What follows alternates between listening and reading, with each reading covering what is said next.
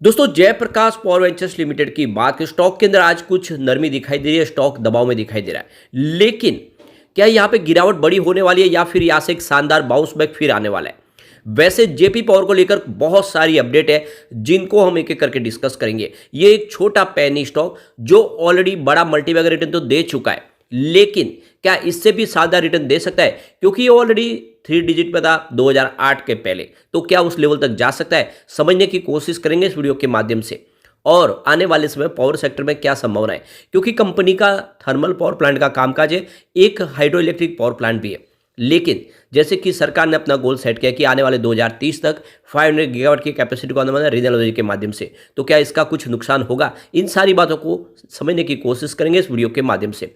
लेकिन फ्रेंड, उससे पहले अगर आप पहली बार हमारे चैनल पे आए तो चैनल को सब्सक्राइब कर दीजिए, एक बेल आइकॉन दबा दीजिए ताकि जब भी नया वीडियो बने पहला नोटिफिकेशन आपको मिले। वीडियो पसंद आए तो लाइक से जरूर कीजिए। चलो फ्रेंड्स, वीडियो स्टार्ट करते हैं। मैं हूँ आपका दोस्त SP दवे और हमारे अपने चैनल ऑनलाइन कमाई में आपका बहुत बहुत स्वागत है।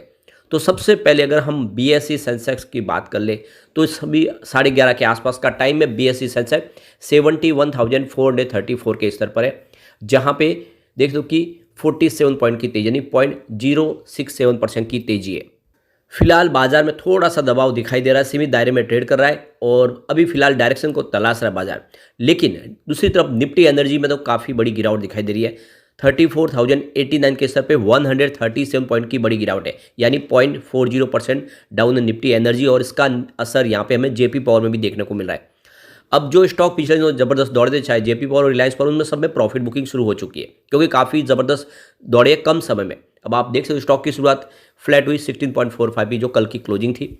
इंट्राडे में 16.60 का हाई भी बना, यानी कुछ समय के लिए स्टॉक आपको ऊपर जाता हुआ दिखाई देगा, लेकिन ऊपर के लेवल से जैसे ही दबाव शुरू हुआ इसने 15.90 का लो बनाया और इस समय 16.25 के आसपास निचले लेवल से खरीदारी भी दिखाई दे रही है। 1.22% की गिरावट है। अब इसकी परफॉर्मेंस आप देख ही सकते हो कि ये स्टॉक ने ऑलरेडी लोगों को बहुत बड़ा मल्टीबैगर रिटर्न दिया है। 50 पैसे के आसपास स्टॉक था कोरोना काल में, कौड़ियों के भाव में मिलने वाला स्टॉक। अब आप देख ही सकते अगर आप उस लेवल पे खरीदारी किए होते तो आज आपका इन्वेस्टमेंट कम से कम वो 32 लाख रुपए में बन जाता है, जो आपका इन्वेस्टमेंट 1 लाख रुपए का था। वैसे तो ये 17.80 तक जाके आया, उस हिसाब से देखें तो इन्वेस्टमेंट और भी बढ़ता। तो कुल मिला के ये बहुत बड़ा रिटर्न दे चुका है। और पिछले 6 महीनों की ही बात करें तो उसने 167% का बम्पर रिटर्न दिया है लोगों को। 6 रुपये के आसपास जो स्टॉक था इस समय 16 रुपये के आसपास है, तो काफ़ी ज़बरदस्त दौड़ा है स्टॉक। अब यहाँ पे जो इस समय प्रॉफिट बुकिंग आई है, ये जो रिसेंटली बहुत बड़ी तेजी बनी उसकी वजह से प्रॉफिट बुकिंग आई है, क्योंकि 28 दिसंबर को ये स्टॉक 13.45 के आसपास था, यानी 13.5 से भी नीचे जो स्टॉक था वो स्टॉक आप देख सकते हो कि 4 जनवरी को 17 को पार किया, यानी 17.80 तक इंट्राडे में गया, यानी 13.5 का जो स्टॉक था वो लगभग 18 तक पहुंचा, और वो भी सिर्फ 4-5 ट्रेडिंग सेशन में। तो ये जो बहुत बड़ी तेजी बनी इसके वजह से शॉर्ट टर्म प्रॉफिट बुकिंग आने ही थी और यही आई है, लेकिन जल्दी यहाँ पे एक फिर शानदार तेजी की संभावना बनेगी।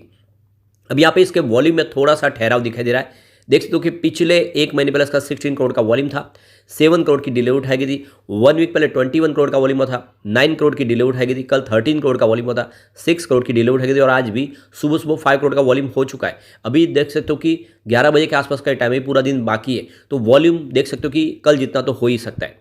अब यहाँ पे जो बड़ी अपडेट है कि जयप्रकाश पावर वेंचर्स लिमिटेड की सिर्फ थर्मल पावर प्लांट या फिर हाइड्रो इलेक्ट्रिक पावर प्लांट नहीं, बल्कि इनकी खुद की 2 कोल माइंस भी है। एक कोल माइंस तो इनकी 2015 से और दूसरी 2022 में इन्होंने मध्य प्रदेश में ऑक्शन के माध्यम से पाई है। अब जैसे कि देख सकते हो कि सरकार ने अपना जो फैसला किया है कि जो कोल प्रोडक्शन है उसको डबल करना है, यानी आने वाले समय भी कोल की कैपेसिटी को बढ़ाना है, क्योंकि जिस तरह से इलेक्ट्रिसिटी कंजम्पशन बढ़ा उसको पूरा करने में अभी भी मुख्य जरिया जो है वो कोल ही है। तो गवर्नमेंट ने अभी जो डिसाइड किया कि फाइनेंशियल 2025 तक 186.63 मिलियन टन कोल का प्रोडक्शन करना होगा, और ऐसे में ये जो कैपेसिटी बढ़ाई जा रही है इससे सीधा फायदा जेपी पावर को होगा, क्योंकि इनकी खुद की 2 कोल माइंस है। तो ये जो लेटेस्ट बयान निकल कर आया मिनिस्ट्री ऑफ कोल की तरफ से 8 जनवरी यानी कल, उस बयान में ये कहा गया है कि हमें कोल की प्रोडक्शन को और बढ़ाना होगा। 31 दिसंबर 2023 तक की बात हुई, इस समय 50 कोल माइंस है अलग अलग जो इस समय वहाँ से प्रोडक्शन हो रहा है।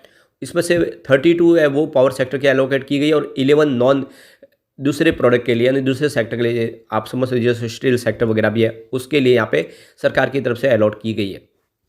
कोल प्रोडक्शन की बात करूँ फाइनेंशियल 2025-26 तक 225.69 मिलियन टन तक पहुंच सकता है और आने वाले 2030 तक यह 383.56 मिलियन टन तक पहुंच सकता है। यानी सरकार इस कैपेसिटी को तेजी से बढ़ाएगी क्योंकि इस समय सरकार को अपनी तीसरी आर्थिक शक्ति बनना है पूरे विश्व के अंदर और इसके लिए जरूरी है कि कोल प्रोडक्शन को बढ़ाया जाए और ये बहुत बड़ी गुड न्यूज है जेपी पावर के लिए। इसका मतलब ये है कि कोल प्रोडक्शन से इनका तो कोल का जो माइंस है उसका तो फायदा होगा ही, साथ में इलेक्ट्रिसिटी कंजम्पशन बढ़ेगा कोल के माध्यम से जो थर्मल पावर बन रहा है तो उसका बिजनेस और बढ़ेगा और उससे आप समझ सकते हो कंपनी अपने सारे कर्ज को कम कर पाएगी, खत्म कर पाएगी और प्रॉफिट में भी आ जाएगी। अब यहाँ पे देखो कि फाइनेंशियल 2023 की बात करें तो यहाँ पे जो टोटल जो कोल प्रोडक्शन है उसमें 38% की वृद्धि देखने को मिली जो 14.05 मिलियन टन के आसपास रहा है। पिछले साल सेम क्वार्टर में 10.14 मिलियन टन के आसपास था। अब एक बड़ी अपडेट और निकल के आ रही है, थर्मल पावर प्लांट फिर से एक तरह से इस समय हाईलाइट पे आ चुकी है और जिस तरह से सरकार थर्मल पावर प्लांट को लेकर नए फैसले ले रहे हैं, नए थर्मल पावर प्लांट शुरू किए जा रहे हैं, जो सरकार की जो अपनी पॉलिसी थी उसमें बदलाव कर दिया है। अब आप ये देख ही सकते हो कि पंजाब सरकार ने भी यहाँ पे देखे तो 1080 करोड़ रुपए एक बड़ा प्रोजेक्ट जो थर्मल पावर प्लांट जो है ये प्राइवेट प्लेयर से खरीदने जा रही है। इसके अलावा दूसरे को ओडिशा सरकार भी भेल जो के माध्यम से देखे तो एक करीब 20,000 करोड़ का निवेश करके यहाँ पे थर्मल पावर प्लांट लगाने जा रहे हैं। यानी हमारे पावर मिनिस्टर ने कहा है कि आने वाले समय हम कोल बेस्ड पावर प्लांट की कैपेसिटी को नहीं कम करने जा रहे बल्कि उसको और बढ़ाएंगे। यानी आने वाले 5 सालों में हम coal based power plant capacity को और तेजी से बढ़ाने जा रहे हैं और ये बहुत बड़ी गुड न्यूज है जेपी पावर जैसे थर्मल पावर प्लांट बेस्ड कंपनियों के लिए। दूसरी एक इनके लिए सबसे बड़ी गुड न्यूज है कि अलग अलग स्टेट अब पावर हाइक कर रही है, यानी जो टैरिफ है उसमें बढ़ोतरी कर रही है। सबकी जो पर यूनिट टैरिफ हाइक होगी। अब यहाँ से जो गोवा से जो लेटेस्ट अपडेट निकल के आई है कि पणजी गोवा में भी टैरिफ हाइक की जा रही है, करीब 6% का यहाँ पे इजाफा किया जाएगा पर यूनिट। तो यहाँ पे देखो कि अलग अलग कस्टमर के ऊपर 13 पैसे से लेकर 70 पैसे का एक्स्ट्रा बर्डन होगा, लेकिन इसका फ़ायदा पावर सेक्टर की कंपनियों को होगा, उनका रिवेन्यू बढ़ेगा, आगे जाकर काम करने में आसानी होगी। दूसरी तरफ देखें तो महाराष्ट्र गवर्नमेंट भी यहाँ पे देख सकते हो कि टैरिफ हाइक कर चुकी है। जनवरी से उन्होंने देख सकते हो कि टैरिफ हाइक कर लिया है, यानी 25 पैसे लेकर 65 पैसे की वृद्धि की है पर यूनिट के ऊपर। और इसी तरह से लगातार झारखंड सरकार भी टैरिफ हाइक करने जा रही है। अलग अलग गवर्नमेंट अपने अपने यहाँ पे स्टेट के अंदर देखें तो बिजली के बिलों में बढ़ोतरी करने जा रही है और इससे जितने कोल बेस्ड पावर प्लांट है, जितने डिस्कॉम है, उनको काफ़ी बड़ा राहत मिलेगी, काफ़ी बड़ा उनको फ़ायदा मिलेगा और इस सेक्टर को आने वाले समय संभावना पॉजिटिव बनेगी। तो कुल मिला के ये जो 3 बड़ी गुड न्यूज है एक तरह से ये जेपी पावर के लिए एक संजीवनी साबित हो सकती है। वैसे भी इसका रिवेन्यू तो काफ़ी शानदार बढ़ रहा है। पिछले 4-5 सालों में सबसे शानदार रिवेन्यू हमने 2023 में देखा है। 2019 में जहाँ पे 3,891 करोड़ के आसपास था, वो 2023 में बढ़ के 5,786 करोड़ तक पहुंचा है और ये पिछले 4-5 सालों में सबसे शानदार है। अब प्रॉफिट की बात कर ले तो 2020 में 2,214 करोड़ का भारी भरकम लॉस था, इस समय 55 करोड़ का प्रॉफिट है। वैसे 2021-22 के मुकाबले कम थोड़ा प्रॉफिट जरूर हुआ है, लेकिन लगातार प्रॉफिट बना हुआ है। इसके अलावा देखें तो जो सबसे बड़ा स्टेप उठाया है प्रमोटर ने, अपने गिरवी शेयरों को छुड़ाया है।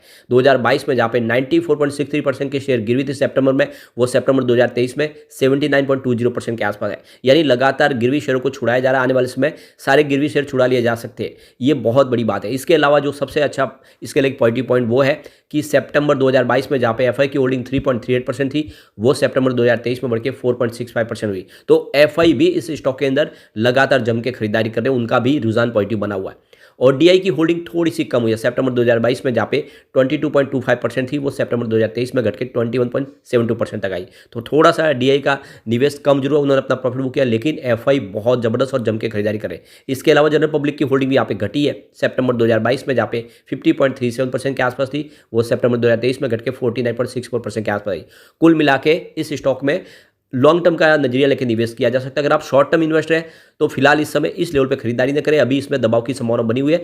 ये स्टॉक थोड़ा और नीचे जा सकता है क्योंकि एक तरफ तो काफ़ी जबरदस्त तेजी कम समय में बनी है, तो ये स्टॉक आपको डिप में मिले तब खरीदारी करें, इस लेवल पर खरीदारी न करें। लेकिन लॉन्ग टर्म इन्वेस्टर इसमें निवेश करे, ये आने वाले समय आपको मालामाल कर देगा। लेकिन फ्रेंड, कोई भी इन्वेस्टमेंट करने से पहले अपने फाइनेंशियल एडवाइजर बारे में ले ले या अपना खुद का रिसर्च करें, क्योंकि मैंने वीडियो आपके एजुकेशनल पर्पज के लिए ही बनाया। वीडियो पसंद आए तो लाइक शेयर जरूर कीजिए और चैनल को सब्सक्राइब कर दीजिए। Thank you friend.